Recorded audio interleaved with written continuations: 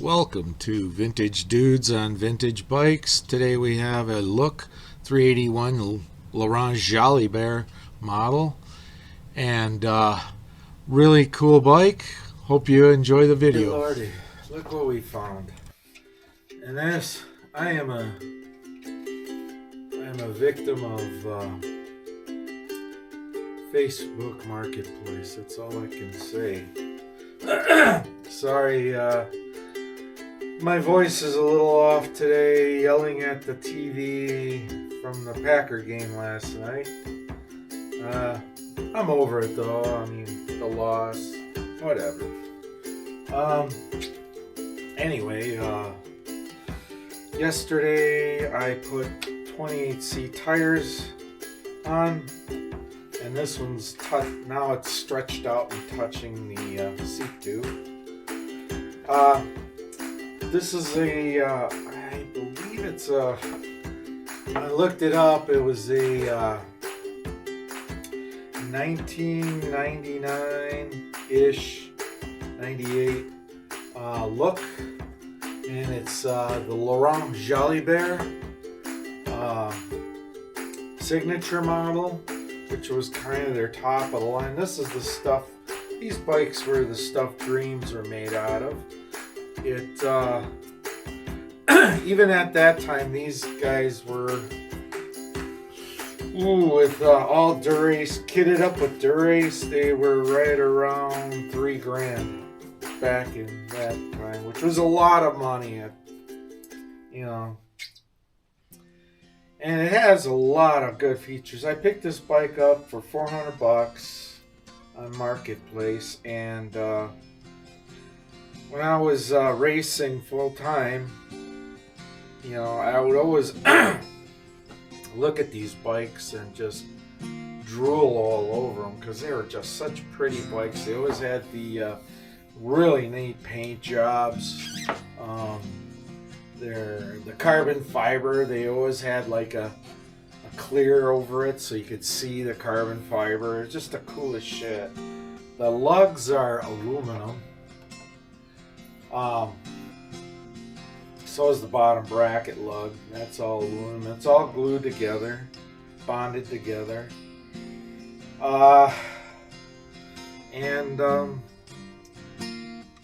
There's some really interesting things about this bike that was really cool.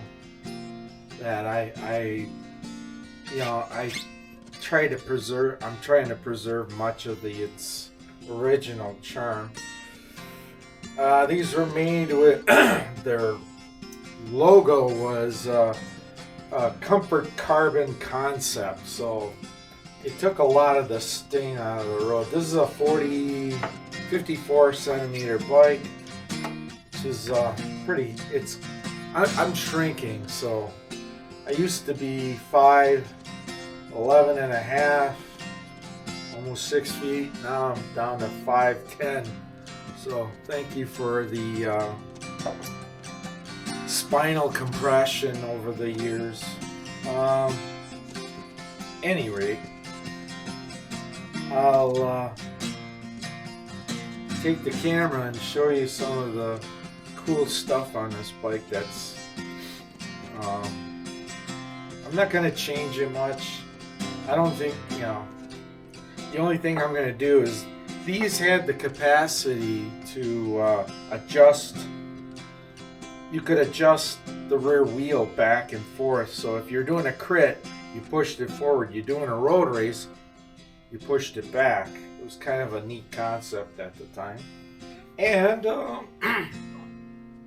Look fork, FSA headsets, Look stem, leather handlebar wrap. Really nice. I think these are the Shimano paddles. I didn't see the number on them, but I believe these are like Ultegra pedals. So that's updated. So I'll give you a closer look, and then the only thing I'm going to change is the back cluster, because This old fart can't handle 1121 any longer. Going to 1125. I was hoping to find a 1126, but they don't make that. The next size up is 28 on the top gear. So let's take a closer look.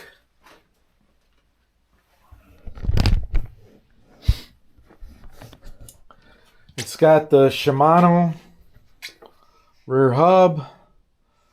I think these are forget 28 spoke rims.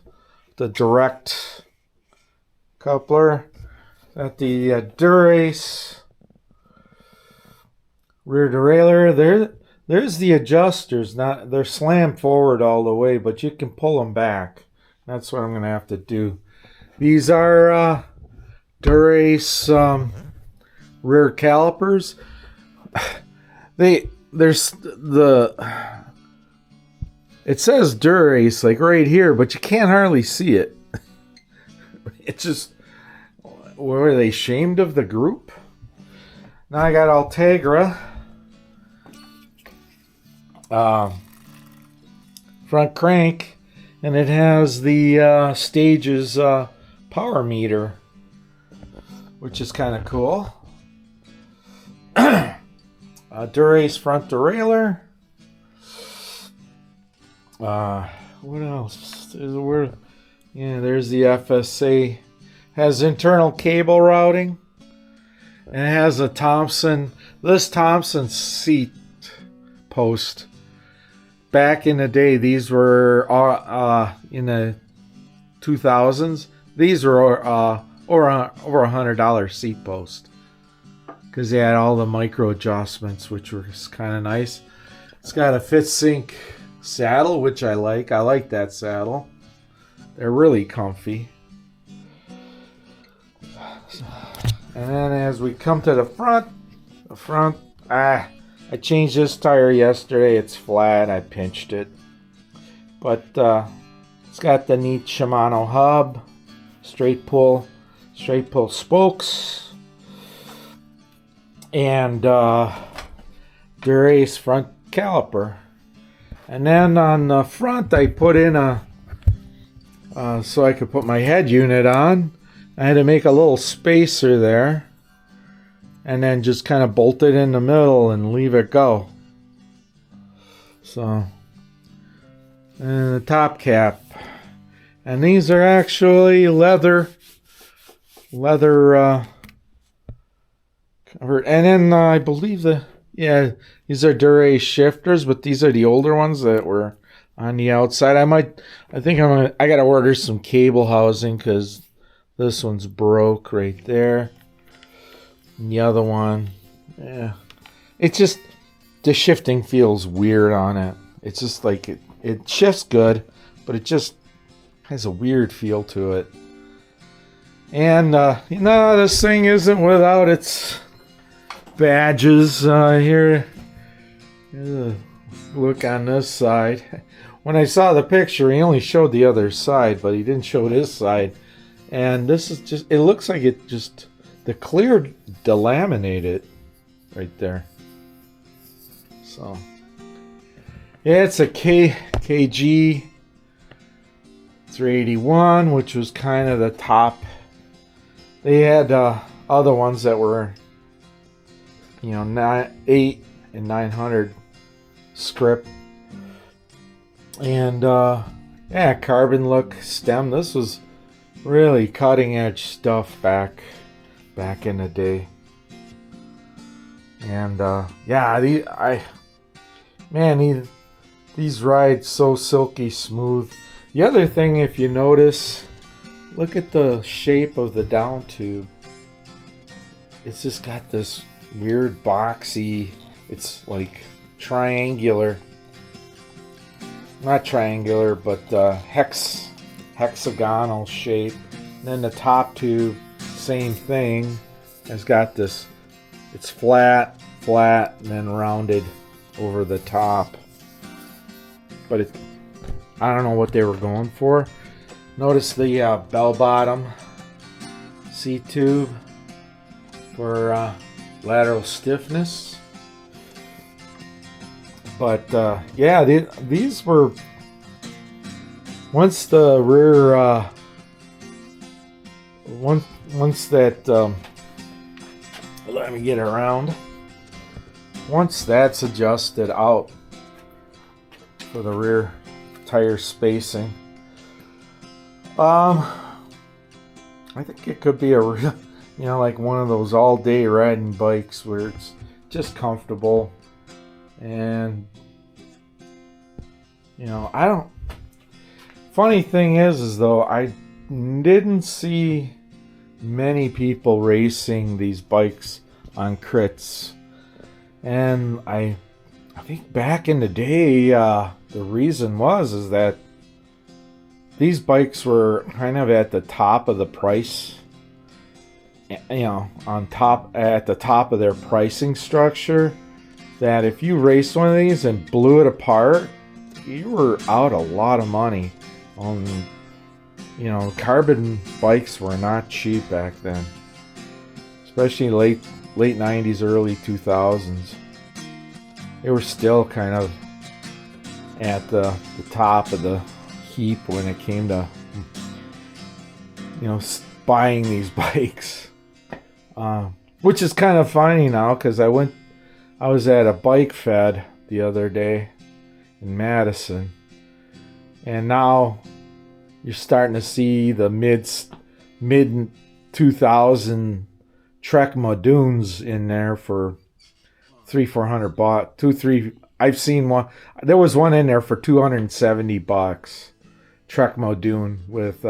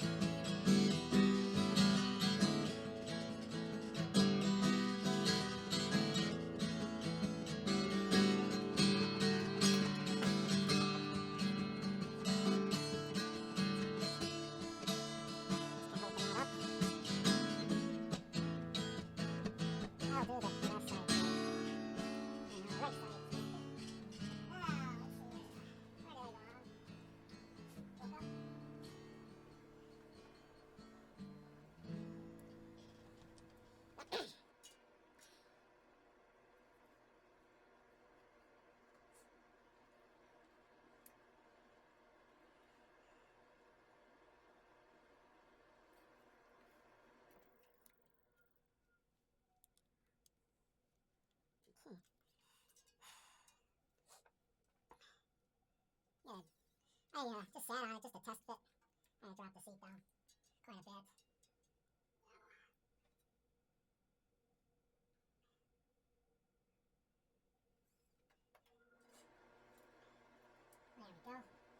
Life is...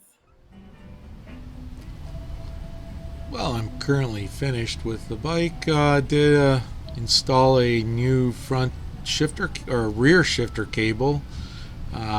Install a new front brake cable, and instead of having the leather bars, I put on some cork bars that were kind of like Chinelli's, but they're better than the leather ones.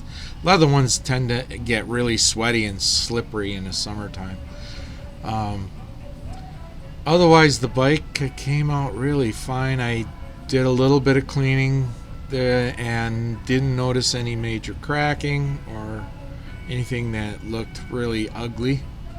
So I'm hoping the weather turns. Today it's all of 1 degree, and I think it'll go up to about 6 degrees today, which is great.